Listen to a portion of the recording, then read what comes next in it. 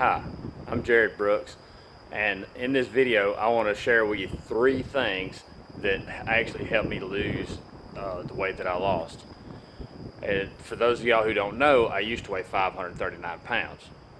And I've had a lot of people ask me, how did you do it? How did you lose several hundred pounds? And I want to share this with y'all, and maybe it'll help some of y'all.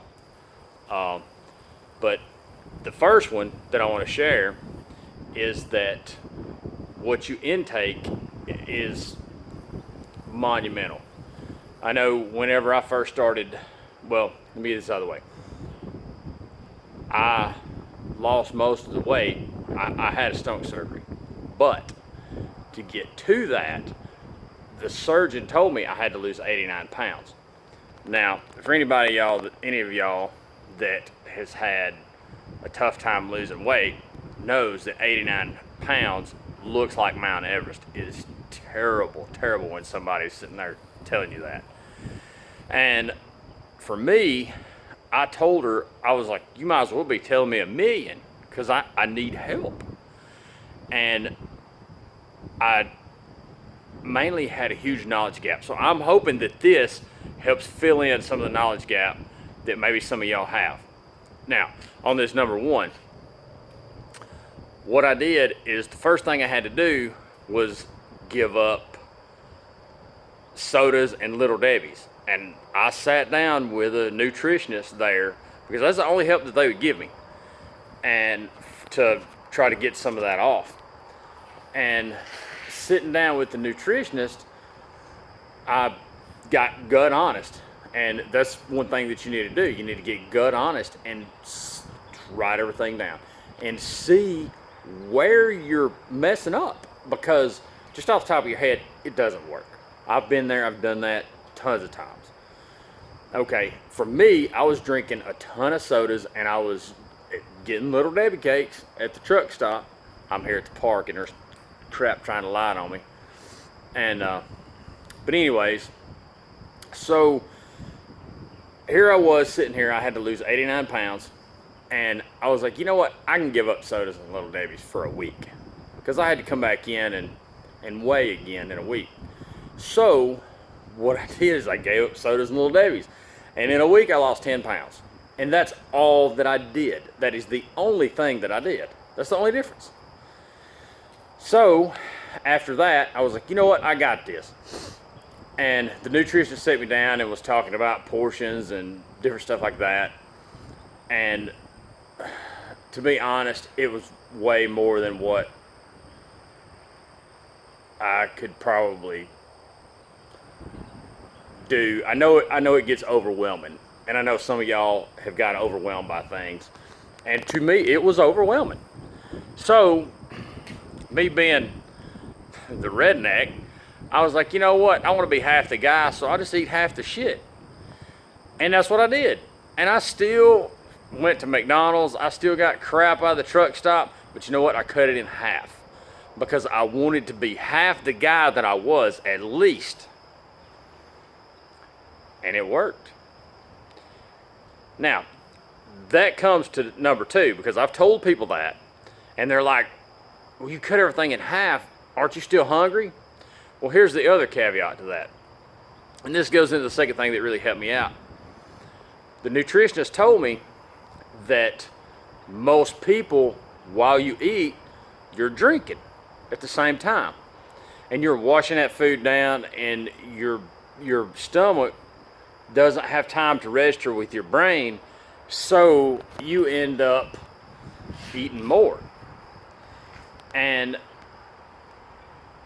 you know, it kind of made sense to me, but whatever. So since I give up sodas, instead of drinking sugary crap, you know, I started drinking tea, and with it, I started making it half and half.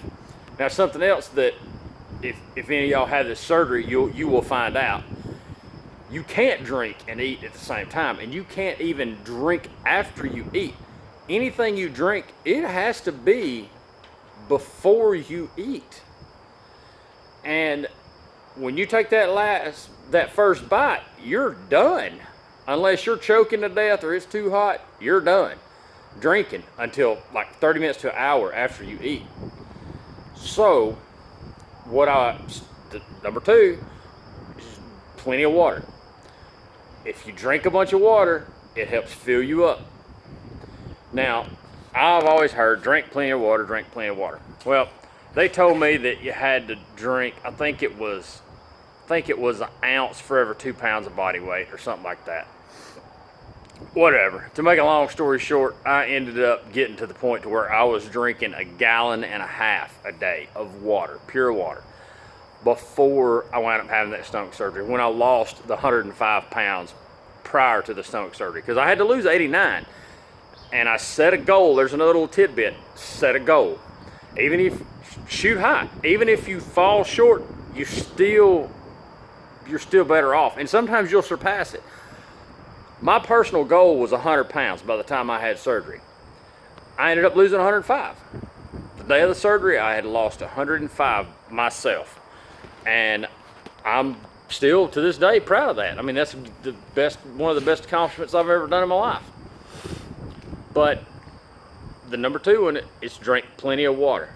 And I know 1.5 gallons sounds bad, but it's actually not, because if you get up in the morning and you drink a glass like right after you get up, and then keep it with you, there's tons of reusable bottles, there's plastic bottles, I kept water with me all the time. And anytime that I thought I might be hungry, I took a drink of water. And it's amazing how full you stay. And one thing that helped me too is I met this guy while I was in the middle of my journey. I was still losing. I might have lost 50 pounds at the time. But he was a bodybuilder guy, and he was telling me that he drinks 2 gallons a day. 2 gallons of water a day. The dude was toting around a water jug, a gallon jug with him when I met him. So it is possible.